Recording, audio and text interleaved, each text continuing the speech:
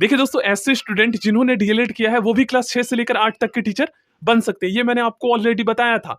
लेकिन दोस्तों डीएलएड वाले स्टूडेंट के साथ प्रॉब्लम क्या आता है ना, उनका जो ग्रेजुएशन में जो सब्जेक्ट होता है इसका कॉम्बिनेशन नहीं बन पाता है। क्योंकि मैंने आपको बताया है दोस्तों, क्लास 6 से लेकर 8 तक के टीचर बनने के लिए आपका ग्रेजुएशन का सब्जेक्ट मैटर करता है।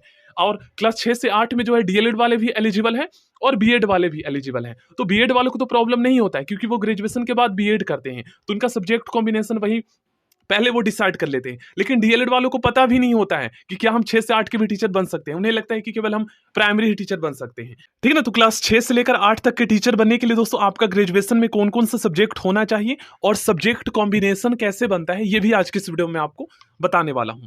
देखिए, अगर आप दोस्तों लैंग्वेज के टीचर बनना चाहते हो, हिंदी के, इंग्लिश के, तो आपका जो लैंग्वेज है ना, ये ग्रेजुएशन में आपने चाहे ऑनर्स के रूप में पढ़ा है या सब्सिडियरी लैंग्वेज के रूप में पढ़ा है, आप एलिजिबल हो। ठीक ना? उसके बाद हम बात करते हैं दोस्तों एसएसटी के टीचर बनने के लिए आपका जो है विषय, कौन-कौन से विषय होना चाहिए ग्रेजुएशन में। तो कॉम्बिनेशन का मतलब यही है कि देखिए, एसएसटी में कोई आपका 2 होना चाहिए। जैसे देखिए, इतिहास, भूगोल, राजनीति शास्त्र, दर्शन शास्त्र, अर्थशास्त्र, वाणिज्य, मनोविज्ञान, समाजशास्त्र और गृह विज्ञान में से कोई 2 विषय स्नातक स्तर पर पठित हो, तो आप एसएसटी के टीचर बनने के लिए एलिजिबल हैं।